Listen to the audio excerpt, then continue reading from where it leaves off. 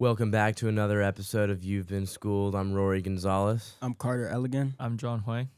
And today we're going to be talking about USC football and all the eras that it's gone through. And we're starting off with the Pete Carroll era. We watched a documentary, a great one, called the Trojan War, just on how that team kind of came to be and the back-to-back national championships and the glory that all those guys had when they were playing. And now we look at USC football today, and it's a lot different, a lot darker, and a lot worse, honestly, if we're just being 100% honest. So we're just going to go through everything that USC football has gone through since the Pete Carroll era to now the Lincoln Riley era, I guess. Yeah.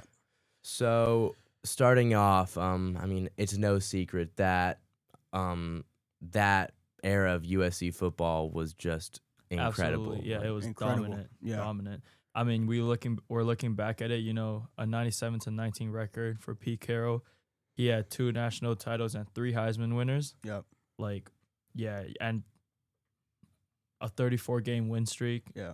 It's 2 just national championships. Everything for them is just, it was clicking. 7 consecutive Pac-10 titles, 2 national championships.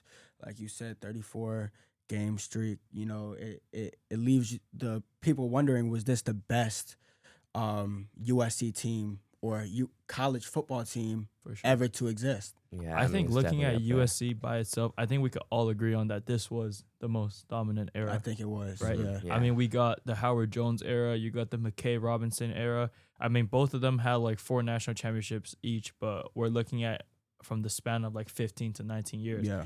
And Pete Carroll almost had 3 in the span of 8 years. So Yeah. I think that is for sure the most dominant era. And you look at some of the key players. You had Carson Palmer, Yes. the Heisman of 2002, Yeah. Matt Leinart, Heisman of 2004, and Reggie Bush, Heisman of 2005. I just don't think This yeah, go ahead. Yeah, I mean, like, this team, it was just so stacked, from top to bottom. They had so many stars on this team contributing to all the wins they had, the 33-game win streak. So many stars on the team. 100%. And, now we look at USC football today, and really just since Coach Carroll left, it's really kind of gone downhill. I mean, there's still been Heisman Trophy winners like Caleb Williams and a lot of great players come through the program, like Sam Darnold was 3rd overall pick. Amon-Ra St. Brown's dominating the league right now. Michael Pittman, Adoree Jackson. Yeah. Juju Smith-Schuster had his moment. Like, the talent in USC is never left, and it never will. Yeah. Speaking about that on that subject, let's talk about the 2025-26 roster, the people who are returning, the transfers, and what's just going on for the season. We got Anthony Jones Jr., Brian Jackson. These are key contributors to, the running backs. You got Mekhi Lemon. For sure. Wide receiver, Jacoby Lane, wide receiver, Eric Gentry. These are just, not to name them all, but just some stars on the team right now. Look, there's so many solid players on this team. So, yeah. But one common theme we've always seen with USC in the past is star power. Yeah. We had Caleb Williams. Yes. Reggie Bush, O.J. Simpson. Like, throughout the years, there's always, that 2 or 3, dogs, those guys. But, this year it's a little bit different, man. I mean, we got solid players, we have Mekhi Lemon, Jacoby Lane. But I feel like what's really going to work for this team this year is if they play together and don't rely on someone, because no one is really on top of the talent pool. Like you said, there on this team, there's not one star that we can fall back on, that we can rely on. This team really needs to come together and be one this season.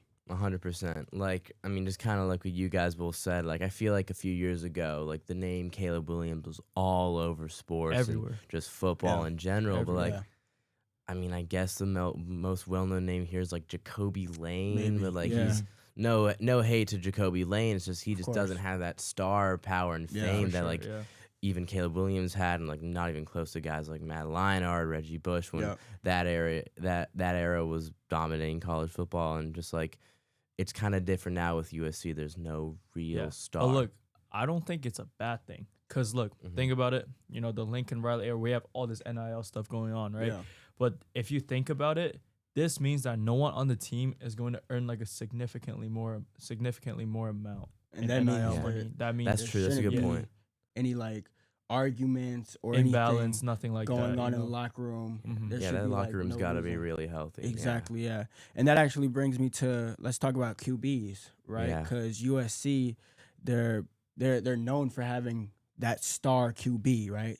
The QB everybody knows, the QB everybody's talking about. This year, we don't even know who's going to be QB1 this season. Right now, it's between true freshman 5-star recruit Hussein Longstreet and Jaden Maeva, who started for a little bit last year, but had a really bad game against Notre Dame through 2 pick-sixes, and it's just something that USC football just isn't used to, really, having a quarterback battle with 2 kind of unknown guys, unproven guys. Yeah, I think Longstreet has great potential here. I mean, coming out as a 5-star, I think he could make immediate impact, but I think Maeva will start for the start of the season. Yeah, I think so too.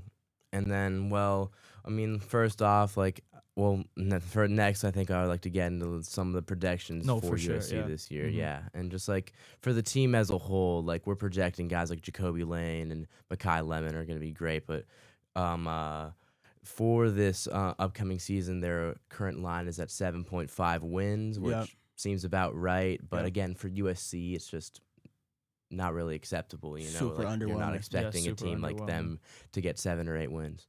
For sure.